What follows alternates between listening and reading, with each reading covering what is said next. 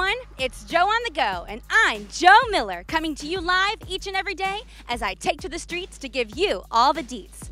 You know, we've been talking a lot about how everyday people in this awesome city of ours use the armor of God in amazing ways.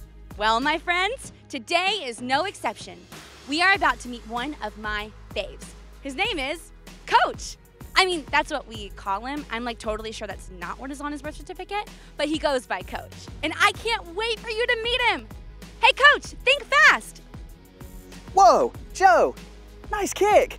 I think I'm ready to put you on the field. Defense or offense? Oh, I'm not so sure about that, but if you need a sub, I will do what I can.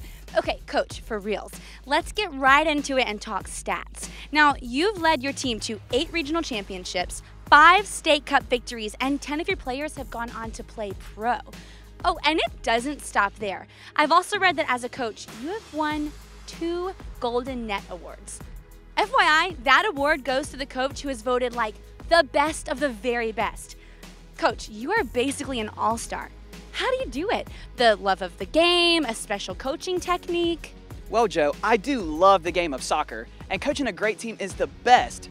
But winning those games and awards isn't everything. It's more about developing the players. Oh, don't you worry. I did my research. All I had to do was Google best soccer moves. So when you say developing the players, you mean things like perfecting their bicycle kicks, juggling, and headers? You know, kind of like that guy. Now that is some fancy footwork. My players do work hard on the field each and every day. But really, at the end of the game, I want players who share the good news of God's love on and off the field. That sounds like you were talking about a certain piece of God's armor right there. Yes, of course, the good news boots. Ding, ding, ding! Tell us more.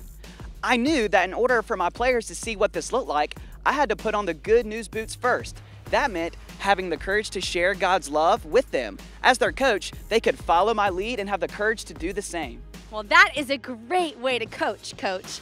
Tell us, what does it look like for your team to put on the good news boots? That's a great question. We decided to start doing things off the field to show God's love to other people. Oh, wow, I like that game plan. Well, what kind of stuff did your team do?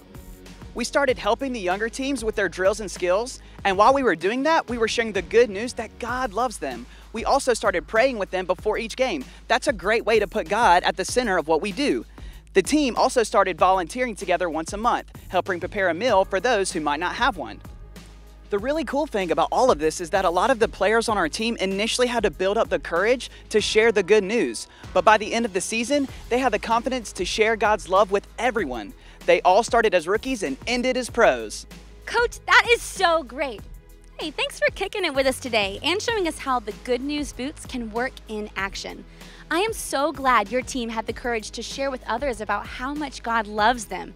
That really helps all of us remember that we can share the good news with others too. You sure can. It could be on your own sports team, in your school, neighborhood, or really anywhere. The good news boots will help you wherever you go. Well, that's it for us today. Join us next time for Joe on the Go. I can't wait to see who we will meet next.